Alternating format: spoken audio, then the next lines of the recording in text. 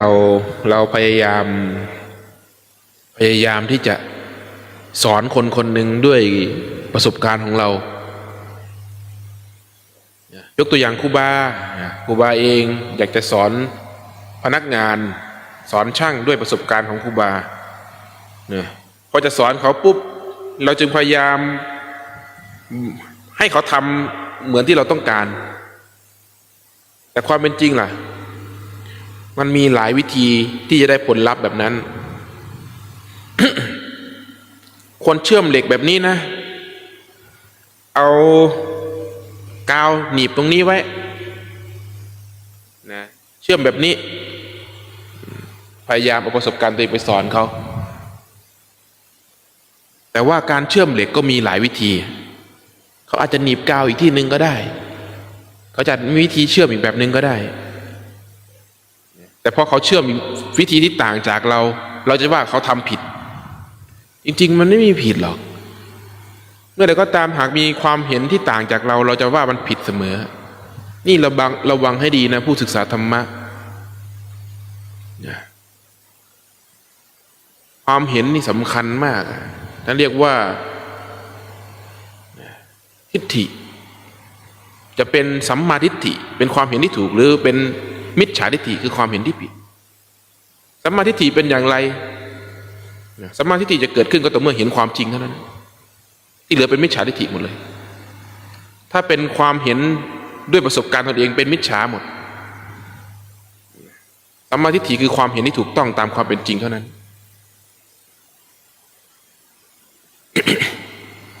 ถ้าเอาความเห็นด้วยประสบการณ์เราไปตัดสินน่ะไม่มีทางเป็นสัมมาได้หรอกนะเรียกสังขารที่ประกอบไปด้วยตัณหาความอยากให้มันเป็นแบบที่เราต้องการอย่างเงี้ยสังเกตไหมเราภาวนาเราก็อยากสงบถูกไหมเราอยากสงบนะนั่งลงไปอย่างเงี้ยอยากสงบอยากให้คนรักอยากให้คนยอมรับ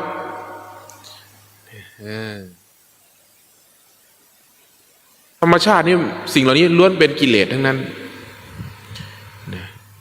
เราจะมีอำนาจเหนือกิเลสได้ยังไงคือรู้จักกิเลสไม่ใช่ไม่ให้มันไม่มีนะแต่รู้จักมันนะรู้จักความโกรธรู้ว่าโกรธรู้จักความทุกข์รู้ว่าทุกข์ไม่ใช่ว่าไม่ให้มันมีนะมันมีแต่รู้จักมันถึงจะอยู่เหนือมันได้นะต้องอยู่เหนือมันเพราะรู้จักมันถึงจะอยู่เหนือมันความโกรธเกิดขึ้นปุ๊บรู้จักความโกรธเห็นความโกรธเกิดขึ้นความโกรธเป็นอารมณ์เรียกว่านามพอมีสติมากจะเห็นเลยว่าไอ้ความโกรธเกิดขึ้นกายเป็นอย่างไรกายนี่เรียกว่ารูปเพียงแค่อารมณ์โกรธอารมณ์เดียวจะเห็นทั้งรูปและนามนะ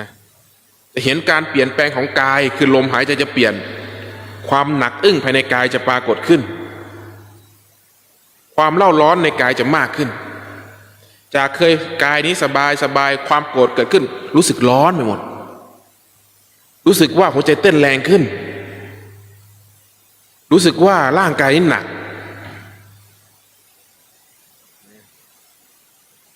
เพราะอะไร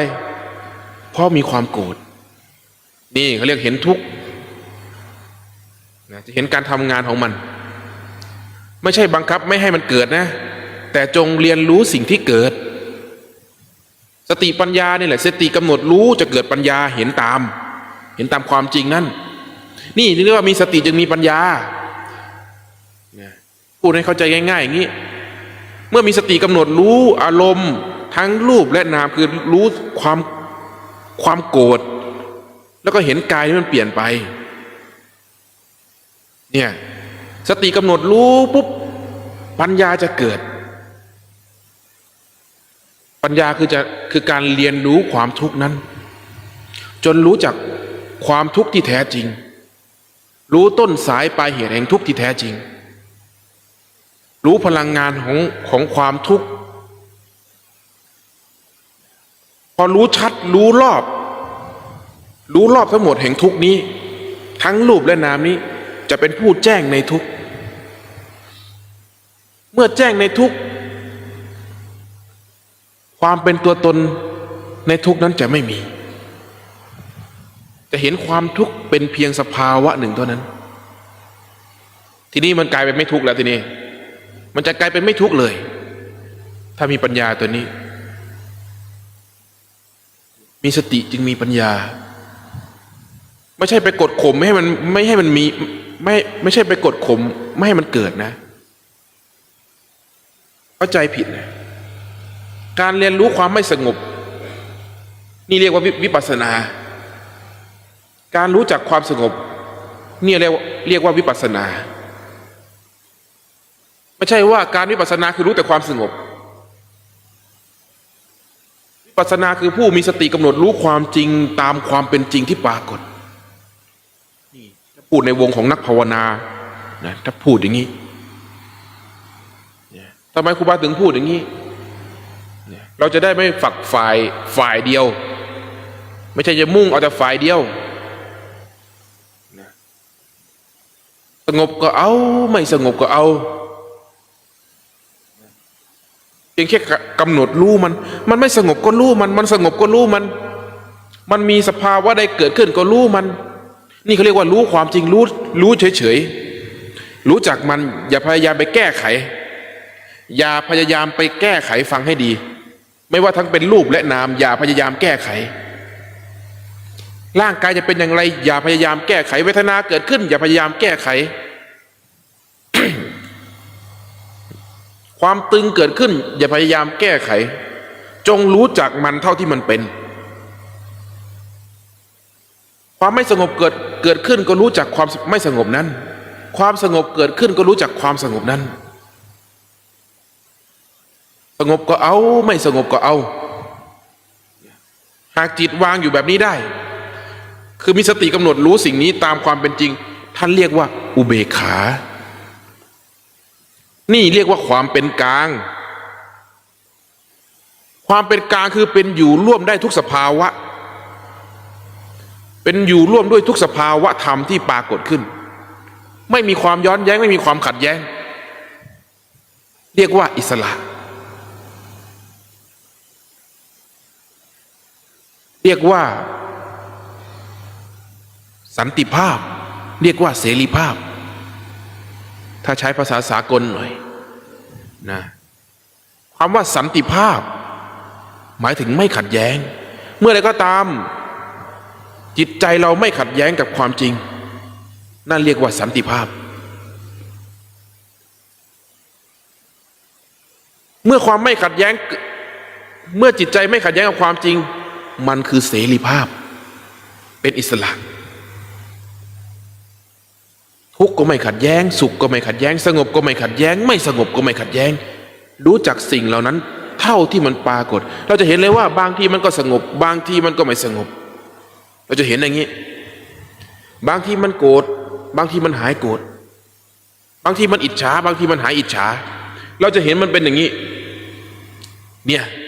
นี่เรียกว่าวิปัสสนามันจะเริ่มกระบวนการนี้คือกระบวนการเรียนรู้เรียกว่าสังเกตเป็นการเฝ้าสังเกตความจริงเรียกว่าสิกขติเป็นผู้เฝ้าสังเกตมีสติกำหนดรู้กำหนดดูความจริงตามความเป็นจริงที่ปรากฏขึ้นกำลังอยู่ในขั้นตอนของการวิจัยและศึกษาพอมาถึงทำขั้นนี้เพียงแค่ทำการศึกษาอย่างนี้รู้อย่างนี้ไปเรื่อยๆจนถึงวาระที่จิตครบรอบเต็มเนี่ยมันเหมือนการสะสมน้ำทีละหยดพูดง่ายคือสติก็เก็บเอาทีละอย่างเก็บเอาทีละครั้งนะเก็บแต้มหรือเหมือนน้ำน่ะทีละหยดที่มันหยดลงตุ่มหยดหรือภาษาสมัยใหม่เรียกว่าเก็บแต้มก็ได้เก็บคะแนนไปทีละคะแนนไปเนี่ยการเรียนรู้ทุกอย่างคือการเก็บคะแนนหรือสะสมนิสัยบารมีเนี่ยเรียกว่าสะสมนิสัยบารมีถ้าพูดภาษาโบราณก็เรียกว่าสะสมบารมีสร้างบารมีสร้างบารมีแห่งธรรมให้ปรากฏขึ้นสะสมเรียนรู้สร้างบารมีให้เกิดปัญญาพอวันใดวันหนึ่งมันเต็มรอบนะมันเต็มมันไม่บอกนะเวลามันเต็มรอบมันเป็นของมันเองนะพอมันเต็มรอบปุ๊บมันจะผางทั้งหมด คำว่าผางหมายความว่าสิ้นสงสัยคำว่ารู้แจ้งก็ได้คือไม่คล่องไม่คาไม่ใช่รู้ทุกอย่างนะไม่ใช่รู้ไปหมดทุกอย่างนะแต่เข้าใจทุกสรรพสิ่ง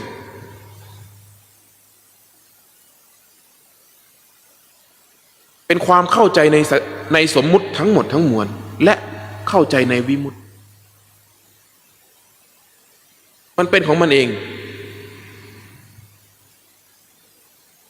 พอถึงจุดนั้นทีนี้ทุกสรรพสิ่งจะเกิดความจริงจะมีแต่ความจริงล้วน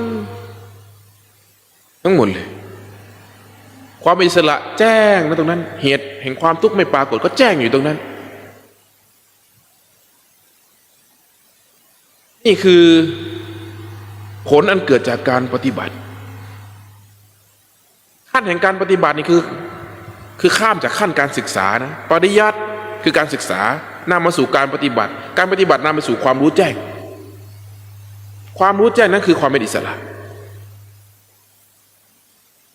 เป็นขั้นเป็นตอนนะก่อนจะเข้าถึงการปฏิบัติก็คือต้องมีการศึกษาถูกต้อง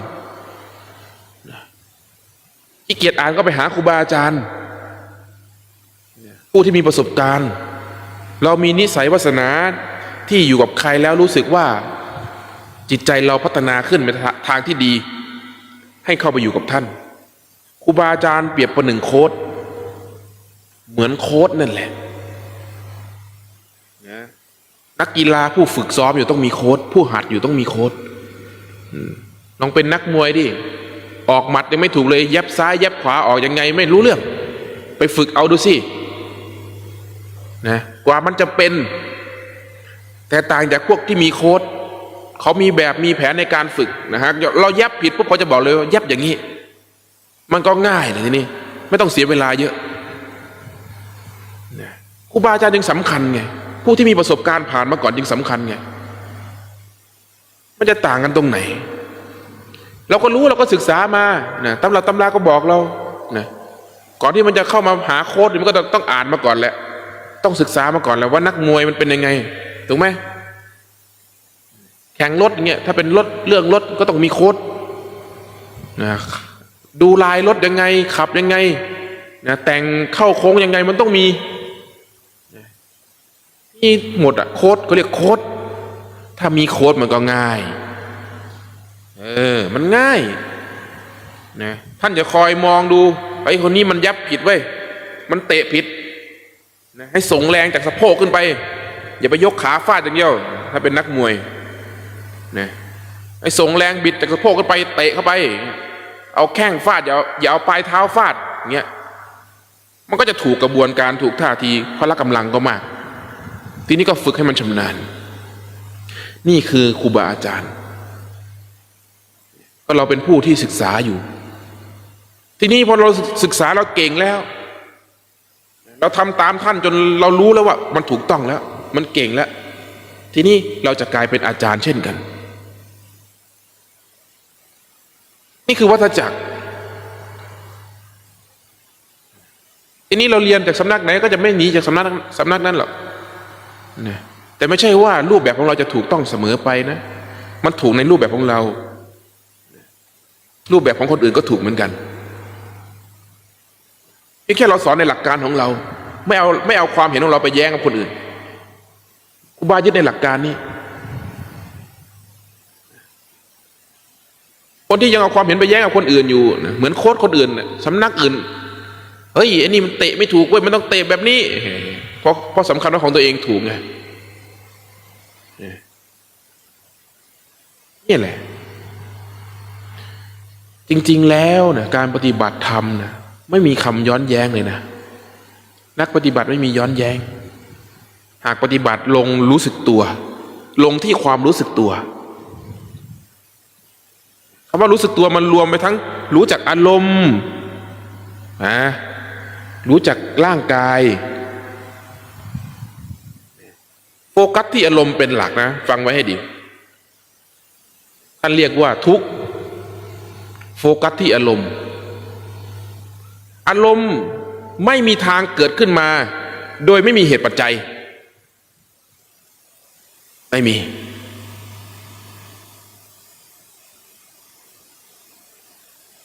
ทุกข์เกิดขึ้นมาเฉยๆไม่มีทางเป็นไปไม่ได้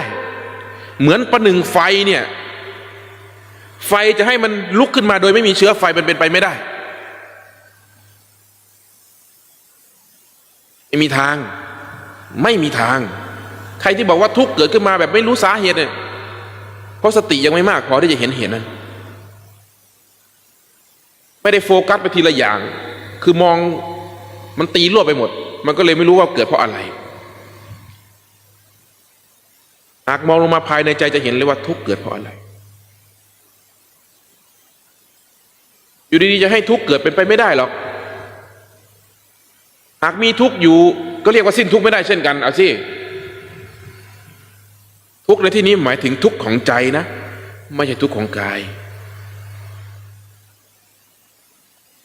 ทุกข์ของร่างกายนี่คือเป็นธรรมชาติเวลาง่วงก็ทุกข์เวลาหิวก็ทุกข์เวลาเจ็บปวดก็ทุกข์แต่ไม่ถึงใจสำหรับผู้ที่รู้แจ้งในกายนี้ทุกข์จะไม่ถึงใจจะรู้เพียงแค่ว่ามันเป็นธรรมชาติแต่พูดในที่นี้พูดถึงเรื่องของทุกข์ของใจความไม่พอใจอยู่ดีๆเกิดขึ้นไม่ได้นะมันมีเหตุอยู่ทำไมมันถึงไม่พอใจมันมีไม่มีทางที่จะเกิดขึ้นมาลอยๆนะทุกข์อุบาพูดอยู่เสมอว่าความทุกข์มันมีเหตุในการเกิดของมันมีต้นสายปลายเหตุแต่สติปัญญาเรายังมากไม่พอไงสติเราไม่พอที่จะเฝ้าดูรายละเอียดแห่งทุกข์นั้นทำไมถึงมีสติมากไม่พอรู้ไหมขนาดลมมันยังดูไม่ได้เลยมันจะไปดูอารมณ์ได้ยังไงอุบาถึงบอกว่าพยายามรู้ลมให้มันได้อย่างนะหนึ่งละเนี่ยลมนี่เป็นของหยาบนะฟังไว้ให้ดีก่อนที่จะไปรู้เรื่องของจิตเนี่ยรู้เรื่องของกายก่อนขนาดรายละเอียดของกายยังดูได้ไม่ชัดจะไปดูรายละเอียดของจิตได้ยังไงเพราะอารมณ์นั้นเป็นเรื่องของจิตแล้วเป็นเรื่องของจิตใจแล้วอารมณ์นั่นน่ะแล้วพูดง่ายๆคืออารมณ์นั้นเป็นผลอันเกิดจากจิตมีจิตจึงมีอารมณ์อารมณ์เกิดในจิตและก็ดับในจิตเป็นนามมันเกิดในนามธรรมแล้วมันก็ดับในนามธรรมอารมณ์นะมันเป็นเรื่องของนามคำว่าจิตในที่นี้หมายถึงนามธรรมทั้งหมดสิ่งที่จับต้องไม่ได้เป็นอารมณ์ความรู้สึกนึกคิดทั้งหมดนี่เรียกว่าจิตพูดง่ายๆคือนามนั่นแหละไม่ได้หมายเอาจิตเป็นตัวไม่ได้หมายเอาจิตเป็นวิญญาณที่ไปเกิดนั่นเกิดนี่แต่เป็นนามทั้งหมดเป็นฝ่ายนามทั้งหมดเรียกว่าจิตโดยรวมลักษณะคล้ายๆกับเรียกมะม่วงเรียกมะม่วงแยกย่อยลงไปนี่ต้นมะม่วงก็คือมะม่วงใบมะม่วงก็คือมะม่วงผลมะม่วงก็คือมะม่วงดอกมะม่วงก็คือมะม่วงมันคือมะม่วงแต่เรียกลักษณะนี้เรียกว่าความคิดลักษณะที่มีภาพมีเสียงมีเรื่องราวมีเนื้อหาเรียกว่าความคิดลักษณะมโนภาพที่เกิดจากความจำเกิดจากตากระทบแล้วเห็นเก็บข้อมูลไว้เรียกว่าสัญญา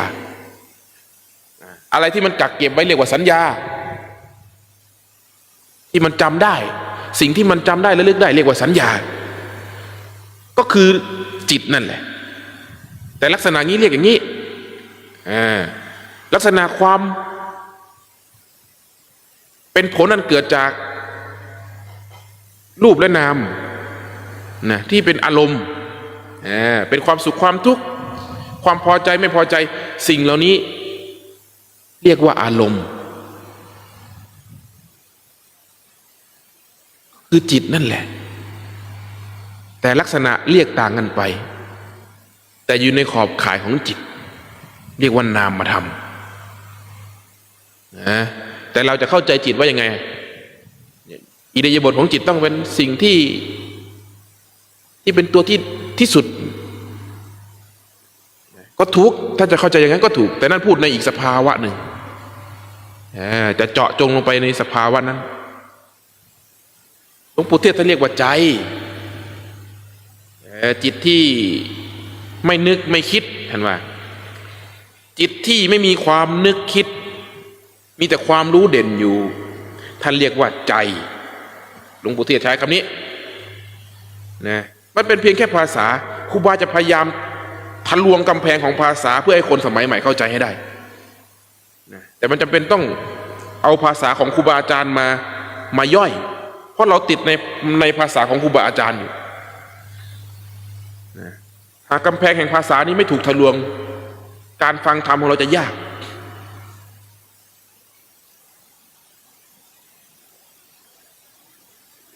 จิตใจมโนวิญญาณคือสิ่งเดียวกัน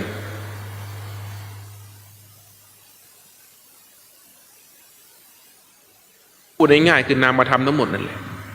ความคิดก็คือจิตความไม่คิดก็คือจิตเพราะอะไรเพราะมันเกิดในนามความไม่คิดมันเกิดในรูปเหรอความไม่คิดก็เกิดในนามสุขก็คือจิตทุกข์ก็คือจิตไม่สุขไม่ทุกข์ก็คือจิตเพราะอะไรเพราะมันเกิดในนามถึงบอกว่าทุกอย่างเกิดจากจิตและดับในจิตทุกอย่างเกิดในจิตดับในจิตเข้าใจคำนี้ไหมอารมณ์จึงเกิดในจิตแล้วก็ดับในจิตเช่นกันอารมณ์ไม่ได้อยู่กับต้นไม้นะไม่ได้เกิดในต้นไม้ไม่ได้เกิดในอากาศนะไม่ได้เกิดกับท้องฟ้านะเกิดในจิตความคิดก็เกิดในจิตแล้วก็ดับในจิต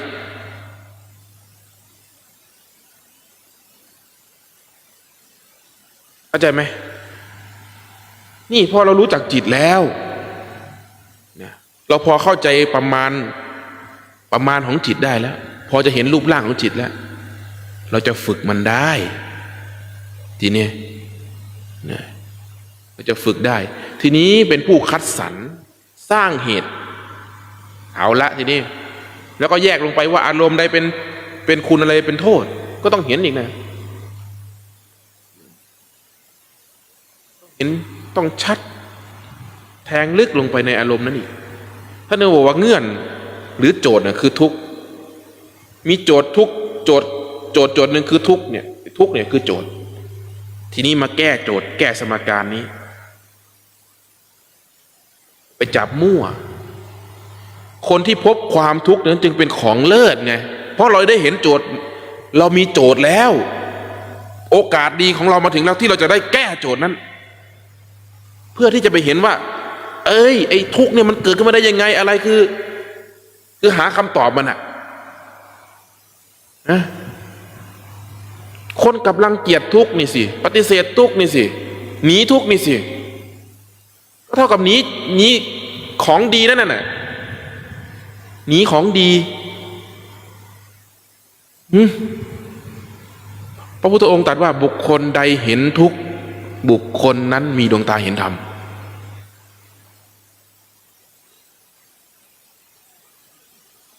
ทุกข์มันคือสมบัติคือของดีไปนั่งหลับตาอยู่อย่างเดียวไม่มีทางเข้าใจหรอกไม่มีทางเข้าใจธรรมะได้การบรรลุธรรมไม่ใช่การนั่งหลับตาแต่เป็นการรู้แจ้งในสภาวะต่างหากการนั่งหลับตาการเดินจงกรมการเฝ้าดูลมนั่นเป็นการฝึกสติเท่านั้นเพื่ออาศัยกำลังของสติมาเฝ้าดูสิ่งเหล่านี้ต้องรู้อิริยาบถหน้าที่ของการปฏิบัติก่อนนะมันถึงจะเข้าใจมันถึงจะปฏิบัติถูกจะไปนั่งให้มันบรรลุธรรมนี่ฝันไปเถอะฝันเนาะเราอาจจะบรรลุธรรมตอนฉันข้าวอยู่ก็ได้เราอาจจะบรรลุธรรมตอนคนมาด่าเราก็ได้เราอาจจะบรรลุธรรมนะตอนเหลือบมองเห็นกอข้าวก็ได้บางทีกวาดตาดอยู่อาจจะบรรลุธรรมก็ได้เห็นไหม นะเพราะอะไรเพราะมันคือเขาเรียกว่ามีสติเข้าใจความจริงนั้น เมื่อเข้าใจสิ่งใดสิ่งหนึ่งทุกสรรพสิ่งจะถูกประมวลผลทั้งหมดเขาเรียกว่าเหมือนมันแกะช่องใดช่องหนึ่งได้มันจะถูกแทงทั้งหมดทะลวงไปหมดเลยเขาเรียกรู้แจ้งแทงตลอดทุกสภาวะที่เคยมีประสบการณ์มามันจะขาดทั้งหมดเลยขาดสะบั้นหมดเลยคำว่าขาดสะบั้นหมายถึงเข้าใจอย่างแจ่มแจ้งมันเป็นของมันอย่างนั้นเลยเพราะฉะนั้นให้รู้เลยว่านะการเฝ้าดูลมหายใจการนั่งสมาธิการเดินจงกรมเป็นการเจริญสติที่เรียกว่าสติปัฏฐานเจริญสติเมื่อเจริญสติมีกำลังมากพอนะจิตจะเฝ้าดูเรียกว่าสติเนี่ยจะเฝ้าดูรายละเอียดของจิตจะเห็นกายเห็นไหมคือกายคือลมเวทนาสัญญาสังขารวิญญาณเห็นขันธ์ห้ารูปและนามเป็นสติปัฏฐานสี่ถ้าสติมีกำลังแล้วฟังให้ดีนะถ้าสติที่อบรมฝึกไว้ดีแล้วมีกำลังแล้วจะเป็นสติปัฏฐานสี่การเรียนรู้จะเป็นการเรียนรู้นะกายเวทนาจิตธรรมทีนี้จะเห็นเลยว่าลมหายใจแบบนี้นะร่างกายเป็นแบบนี้ลมหายใจเบาร่างกายเบาจิตเบาพอจิตมีอำนาจของสิ่งอื่นเข้ามาปะปนอย่างเช่นเวทนาบีบคั้นจิตนะจิตจะรู้สึกหนักรู้สึกมีสิ่งนั้นสิ่งนี้กายก็จะเปลี่ยนไปถ้าจะเห็นเลยเห็นมันทำงานทั้งรูปและนามเรียกว่าเป็นอยู่ด้วยสติปัฏฐานสี่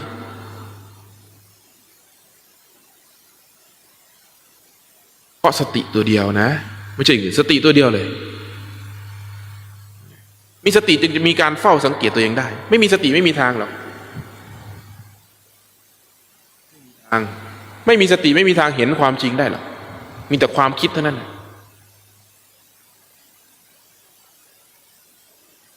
บางคนยังบอกความคิดหยุดไม่ได้ใช่เพราะเขาไม่เคยหยุดได้บาบอกเลยว่าความคิดหยุดได้มันหยุดของมันโดยธรรมชาติต่างหากมันหยุดขาดสะบั้นเลยคำว่าหยุดนี่คือหยุดการปรุงแต่งในความคิดนั้นความคิดก็ยังมีถ้าจะพูดถึงความคิดที่เราเข้าใจคืออดีตคิดถึงอดีตมีไหมมีแต่ไม่ปรุงแต่งความคิดนั้นไม่มีรสชาติในอดีตนั้นความคิดมันก็ไม่ต่างจากคำพูดหรอกต่อให้คิดเป็นคำพูดนะคิดในใจนึกในใจมันก็ไม่ต่างจากพูดออกเสียงต่อให้มีมโนภาพอยู่ในหัวโดยที่ไม่เห็นมันก็ไม่ต่างจากตาที่เห็นด้วยเนื้อแต่มันไม่ปรุงแต่งความคิดนั้นต่างหากฟังให้ดีนี่ระหว่างความคิดกับความปรุงแต่งมันเป็นยังไงความคิดจึงกลายเป็นสิ่งถูกรู้ด้วยความจริงเท่านั้นปราศจากการปรุงแต่งคือสังขารปราศจากตัณหาที่เข้าไปครอบงำจิตแล้วบังคับให้เป็นอย่างนั้นเป็นอย่างนี้ไม่มี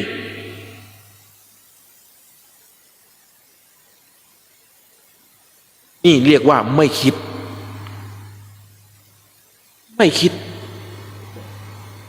ความจำได้ยังมีเหมือนเดิมความระลึกได้ยังมีเหมือนเดิมความระลึกรู้ยังมีเหมือนเดิม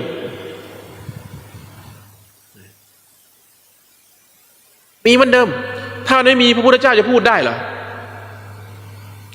พระพุทธเจ้าจะพูดสมัยที่เราอยู่ตรงนั้นสมัยที่เราอยู่ตรงนี้สมัยที่เราอยู่ตรงนู้นสมัยที่เราปฏิบัติกับปัญจวัคคีย์ทั้งห้าสมัยที่เราไปสอนนี้แม้แต่ไปเทศนาธรร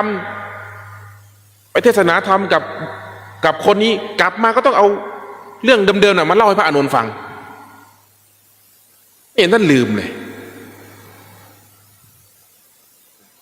ยิ่งกว่านั้นท่านสามารถพูดย้อนกลับไปหนึ่งไม่รู้กี่ภพกี่ชาติสมัยที่เราเกิดเป็นกษัตริย์สมัยที่เราเกิดเป็นช้างสมัยที่เราเกิดเป็นนั่นเป็นนี่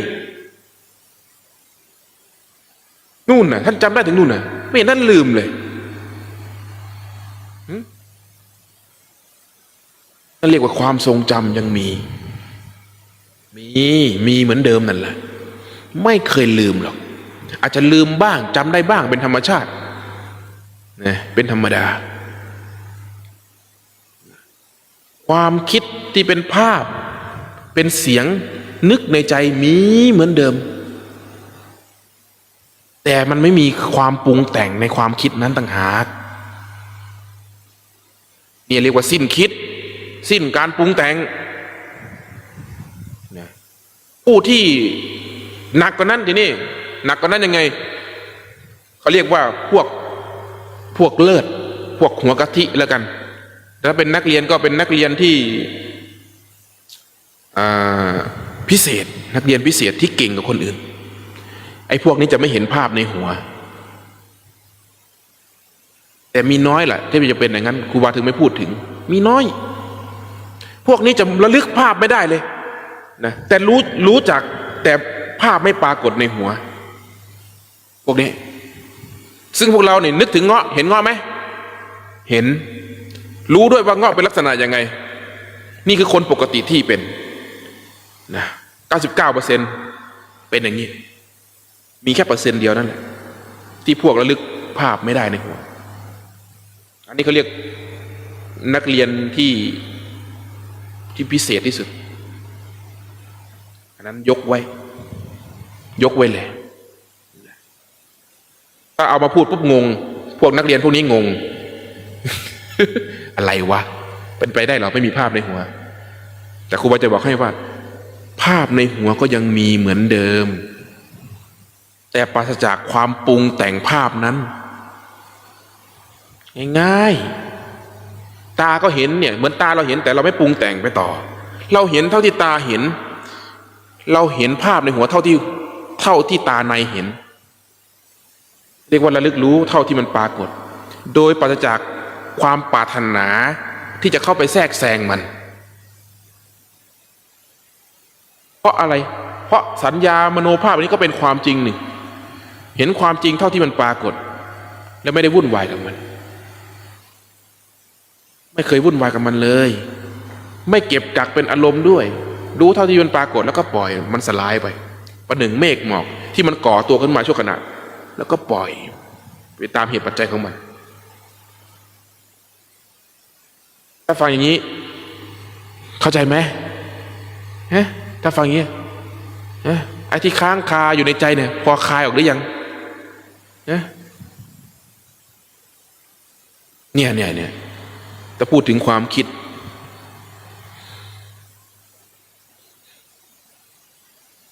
คำถามไหมพี่น็อต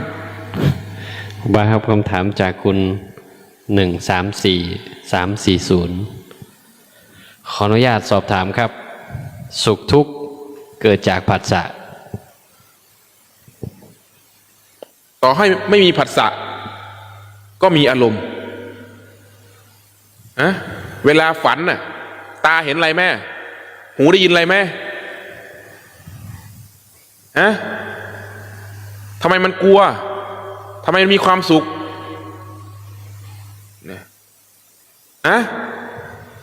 มันร้อนมันหนาวไม่ในฝันน่ะนี่พูดให้เข้าใจง่ายๆมันไม่ได้เกิดที่ผัสสะอย่างเดียวหรอกถ้ามันเกิดที่ผัสสะมันแก้ง่ายถ้าสุขทุกข์เกิดที่ผัสสะน่ะที่ตากระทบรูปหูได้ยินเสียงจมูกได้กลิ่นลิ้นได้รสน่ะง่ายนิดเดียวไปทำหูให้หนวกไปทำตาให้บอดถ้าว่ามันเกิดที่ผัสสะมันไม่ได้เกิดที่ผัสสะอย่างเดียวหรอกผัสสะเป็นเพียงแค่เครื่องรับเท่านั้นแต่ใจนุ่นที่มันไม่ได้ถูกชำระนุ่นต่างหากใจที่มันยังเป็นอวิชชายังไม่รู้จักความจริงต่างหากมันจึงถูกอำนาจของกิเลสนั้นบีบบังคับให้ปรุงแต่งไปเป็นสุขเป็นทุกข์ตามที่มันพอใจ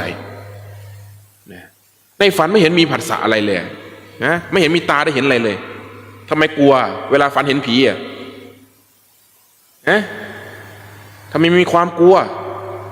เวลาฝันว่าได้เสพกามทำไมมีความสุขเวลาฝันว่าถูกหวยได้เงินได้ทองทำไมมันดีใจจริงไหม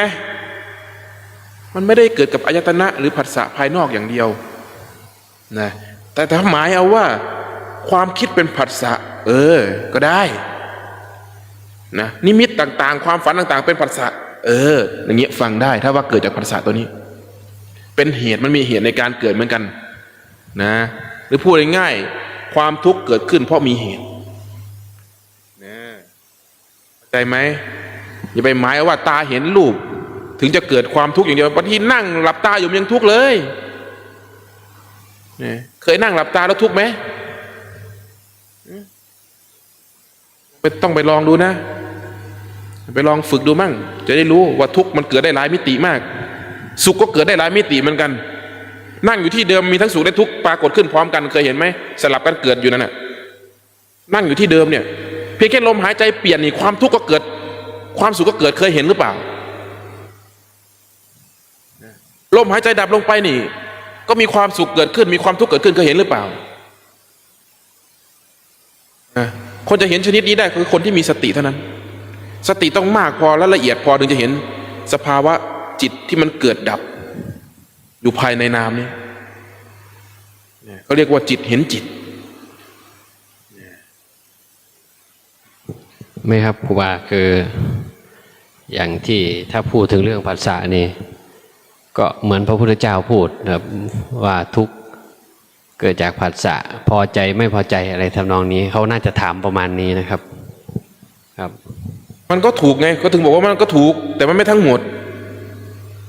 นะผัสสะหากคำว่าผัสสะหมายถึงสิ่งที่มากระทบใจนะใช่สิ่งที่มากระทบใจใช่นะเพราะฉะนั้นมันมีใจมันถึงมีสิ่งกระทบไงนะก็เหมือนความร้อนเรามีก้อนไฟถูกไหมมีก้อนถ่านไฟมากระทบเราถึงร้อนถูกไหมล่ะก้อนถ่านไฟถ้ามันเป็นอยู่งั้นเราไม่ไปกระทบมันก็ไม่ร้อนแต่รู้ว่าก้อนถ่านไฟมันร้อนแต่ความร้อนไม่ถึงเราเพราะอะไรเพราะเราไม่ไปหยิบมันนี่เขาเรียกว่าฉลาดแล้วก็รู้จักอะไรเป็นอะไรรู้จักอะไรถูกอะไรผิดอะไรดีอะไรชั่วอะไรเป็นเหตุเป็นผลรู้จักว่าต้นสายปลายเหตุของมันคืออะไรจึงไม่ไปวุ่นวายกับไม่ไปยุ่งกับมันไง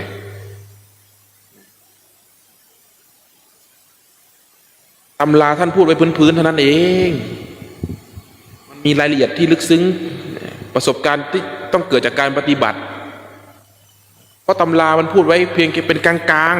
ๆตำราพูดไว้เป็นกลางๆรายละเอียดต้องเกิดจากประสบการณ์นะ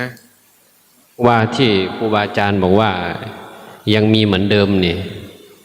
แต่ว่ามันไม่เหมือนเดิมนี่คือมันไปแก้ใจตัวที่ครูบาว่าแล้วครับจิตใจอะไรอย่างนี้หรือเปล่าครับ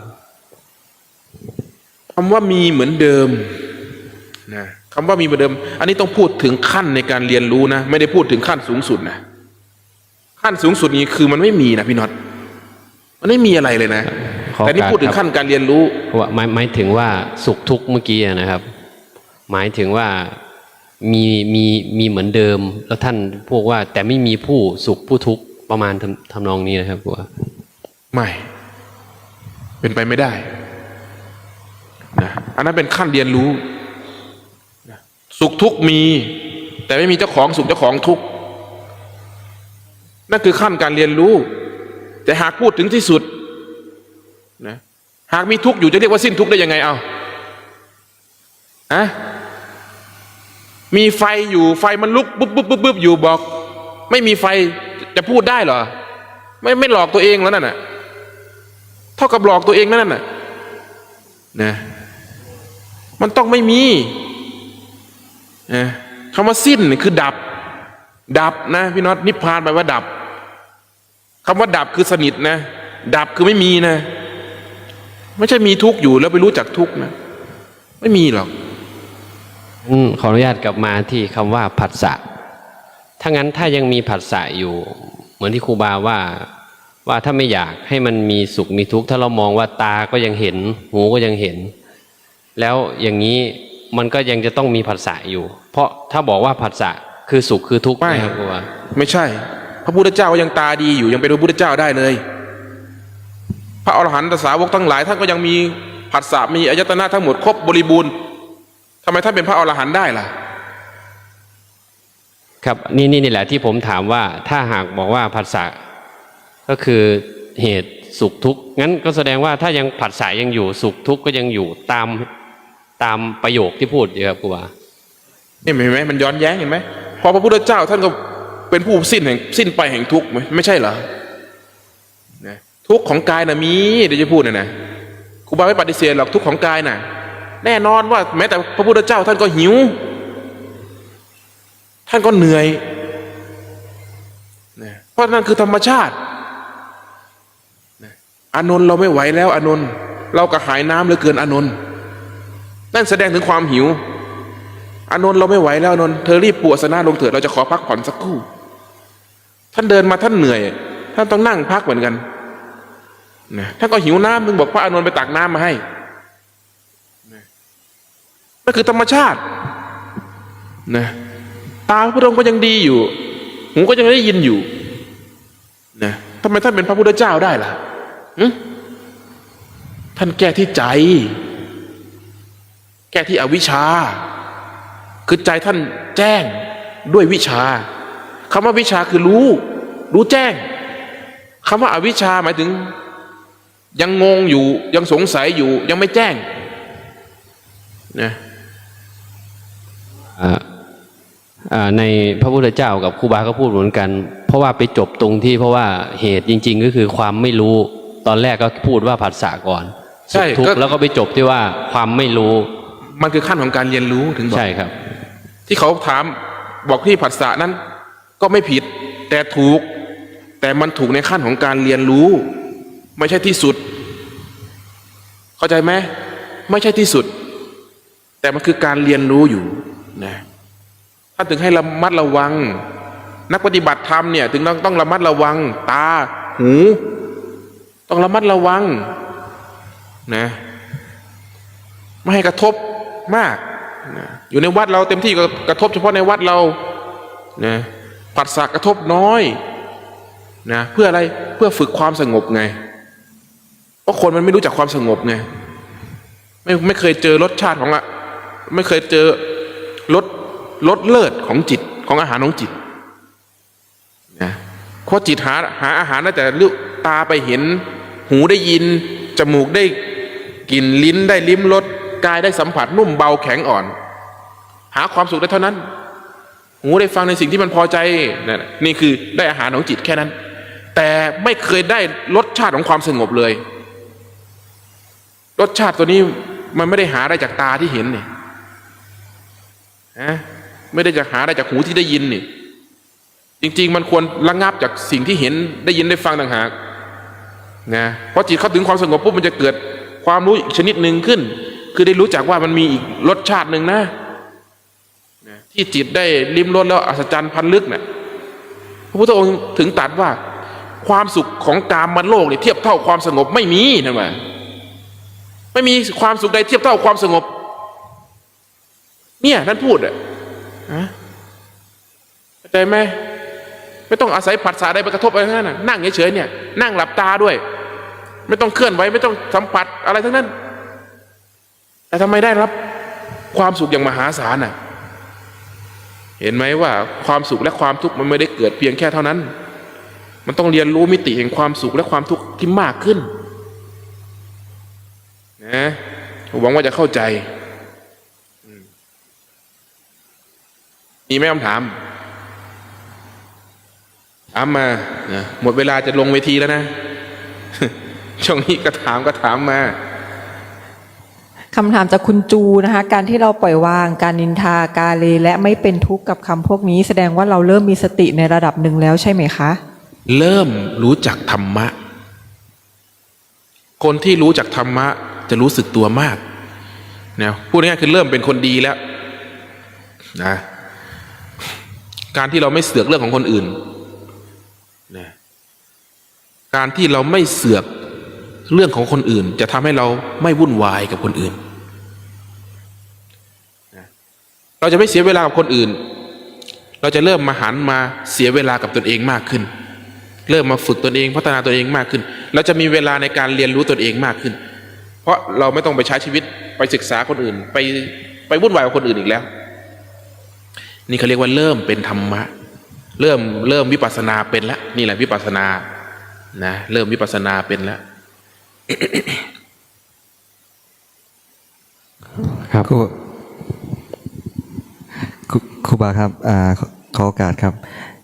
จิตเห็นจิตอย่างแจ่มแจ้งเป็นมรรคหมายถึงอะไรครับ การเห็นจิตไม่เกิด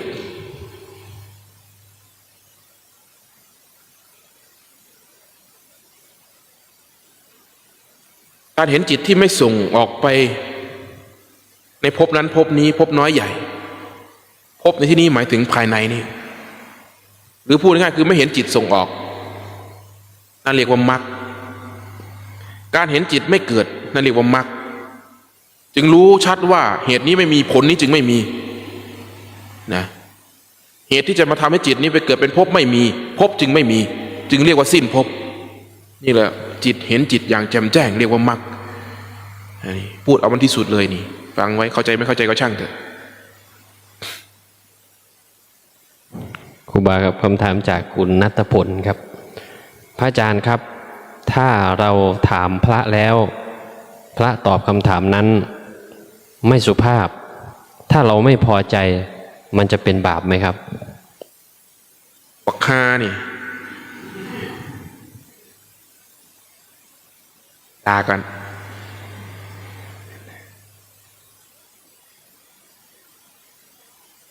ความไม่พอใจคืออารมณ์หนึ่งเท่านั้นเองบาปคือความเบียดเบียนคนอื่น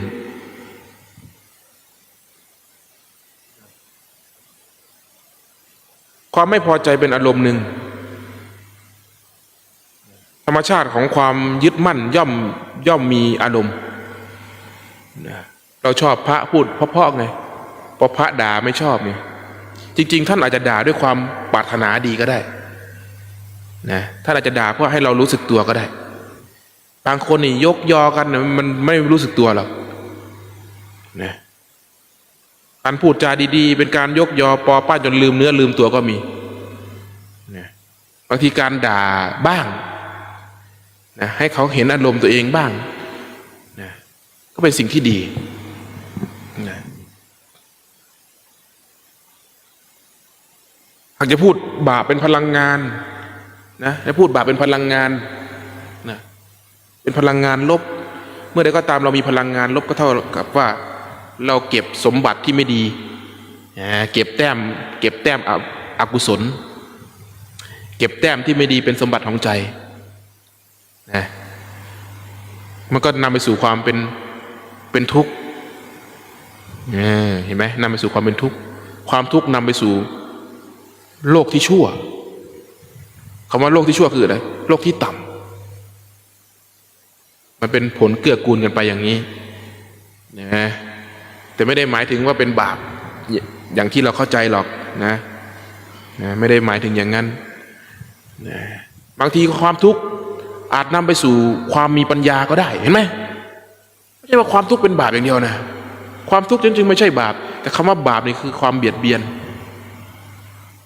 นะเมื่อไหร่ก็ตามเราไม่ได้เบียดเบียนใครไม่บาป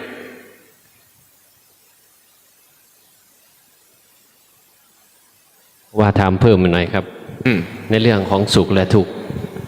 แล้วทีนี้ถ้าหากว่าสุขทุกข์อย่างเงี้ยแต่ว่าการปฏิบัติธรรมเนี่ยบอกว่าให้เรียนรู้ทุกข์ครับถึงจะพ้นทุกข์ครับไม่ได้ให้เรียนรู้สุขหรือยังไงอันนี้ผมไม่แน่ใจสุขก็เรียนรู้ได้ครับ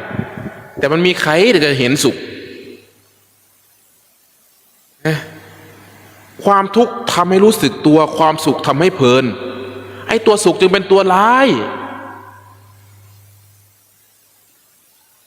ยกตัวอย่างเช่นความฝันเมื่อเราฝันร้ายเราจะพยายามปลุกตนเองให้ตื่นเมื่อเราฝันดีต่อให้เรารู้ว่าเราฝันอยู่เราก็อยากฝันเห็นไหมความเพลินเป็นอย่างไรเห็นความเพลินไหมความพอใจอยากจะฝันอย่างนั้นอีก แต่ความทุกข์ทำให้เราอยากเขาเรียกว่าทำให้เรารู้สึกตัว อยากปลุกตัวเองให้ตื่นขึ้นมาสู่ความจริงให้ได้มีน้อยนักคนที่จะเรียนรู้จากความสุขได้น้อยจริงๆนะคือต้องเป็นมหาบุรุษจริงๆต้องเป็นบุรุษชั้นเลิศจริงๆนะประเภทที่เกิดมาสมบัติมีมากมายปฏิบัติมาเต็มแล้วพวกนี้สร้างอนุสัยสร้างนิสัยมาเต็มบารมีเต็มเปี่ยมแล้วนะพวกเนี้ยพร้อมที่จะเรียนรู้ได้หมดทุกอย่างนะพูดง่ายๆคือเขานิสัยเขามาพร้อมที่จะบรรลุธรรมแล้วก็มันมีน้อยอ่ะไม่ต้องพูดหรอกคนประเภทนั้นไม่ได้สอนเขาหรอกนะแทบไม่ได้สอนเขาเลยเขาเป็นของเขาเองโดยธรรมชาตินะแต่ไอเรามันต้องเรียนรู้จากทุกข์ไงเพราะสุขมันเพลินนะครูบาครับเกิดตายหลายๆชาติทำไมจิตจำอะไรไม่ได้เป็นเพราะอะไรเจ้าคะจิตไม่ได้มีหน้าที่จำเรื่องของความจำเป็นเรื่องของขันธ์จิตเป็นเพียงแค่ภาชนะที่รับผลนะไม่ได้เป็นเครื่องบันทึกไม่ได้เป็นเครื่องจำแต่เป็นภาชนะที่รับอารมณ์เท่านั้นนะจิตเป็นภาชนะที่รับอารมณ์นะมันจึงจำอะไรไม่ได้นะจำอะไรไม่ได้เลยแต่เป็นผู้รับรู้ได้ต่อให้มันจำไม่ได้มันก็ยังมีสุขมีทุกข์เสมอนะต่อให้ตายจากภพนี้ไปเกิดในภพใหม่จำไม่ได้เลยว่าเคยเกิดมาจากไหนมันก็จะเป็นผู้รับทุกข์อยู่เสมอก็คนเดิมนี่แหละแต่จำไม่ได้ว่ามาจากไหนรับทุกข์ไหมมีใครปฏิเสธได้มั่งก็ไม่รู้เลยว่าเกิดมาจากไหนแต่เกิดมาแล้วเนี่ยมันก็ทุกข์เหมือนเดิมแล้วก็จะเป็นอย่างนี้ตลอดไปต่อไปก็ไม่รู้หรอกว่าตัวเองมาจากไหนจำไม่ได้แต่เราทุกข์เสมอบางคนก็บอกอุ้ยถ้ามันจำได้นี่คงไม่ทำชั่วแล้วอย่ามาพูดเลยถ้ามันจำได้หูไอ้นี่ฆ่ากูมันจะไปฆ่าคืนนี่เมียกูผัวกูมันจะไปเอาคืนหมดถ้ามันจำได้นะไม่มีหรอกว่าจำได้แล้วจะไม่ทำความชั่วเป็นไปไม่ได้ขนาดมันเห็นผีอยู่มันยังไม่กลัวบาปเลยบางคนเห็นผีอยู่ยังโง่ดักดานอยู่เลยนะเห็นสิ่งที่ลึกลับที่มนุษย์ไม่เห็นก็ยังโง่ดักดานอยู่ก็มีนะแทนที่จะเห็นแล้วว่าโอ้สิ่งนี้ยังมีแสดงว่านรกมีสวรรค์มีพระพุทธเจ้าต้องมีแหละนิพพานต้องมีแหละมันไม่มีหรอกที่คนจะมองไปมุมนี้นะเข้าใจไหมมันน้อยนักคนที่มันจะแสวงหาประโยชน์ที่แท้จริงนะว่าครับเขาถามเรื่องผัสสะมาอีกรอบครับจากคุณสลีปวาดครับผัสสะมันยังไม่เป็นไรหรือเปล่าครับมันต้องเกิดเวทนาด้วยใช่ไหมครับเวทนานี้เกิดในจิตยกตัวอย่างเช่นหูได้ยินเสียงนะสถานที่ต่างกันเท่านั้นเองนะมาวัดมาด้วยเจตนาหวังจะได้รับความเงียบสงบพอมานั่งภาวนาได้ยินเสียงกระทบเข้ามาที่หูคือเสียงเพลงอาจจะเป็นเสียงเพลงเพื่อชีวิตนะก็รู้สึกไม่พอใจรู้สึกทุกข์นี่คือการได้ยินเสียงเพลงจำคำนี้ไว้นะทีนี้นะอีกที่หนึ่งเราไปเที่ยวผับไปเที่ยวนะสถานดนตรีเพื่อชีวิตอย่างเช่นตะวันแดงนะได้ยินเสียงเพลงเสียงเดียวกันเลยแต่รู้สึกพอใจทั้งที่เพลงเดียวกันได้ยินเหมือนกันแต่ต่างเจตนาต่างเป้าหมายเห็นไหมอารมณ์ต่างกันนะมาวัดนี่ต้องการความสงบต้องการความเงียบพอได้ยินเสียงปุ๊บทุกข์แต่ถ้าไปฟังดนตรีแล้วไฟดับดนตรีไม่แสดงเพลงไม่ร้องเป็นไงทุกข์เห็นไหมเพราะอะไรเพราะตัณหาความปรารถนาในใจต่างหากพอ ความปรารถนาในใจต่างหากที่ผลักดันให้มันสุขและมันทุกข์ไม่ได้เกี่ยวกับ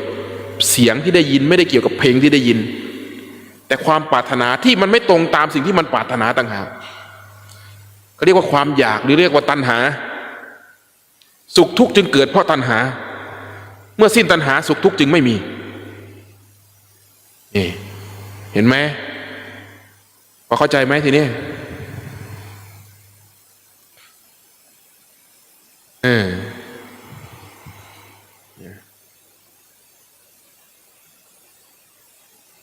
เนาะ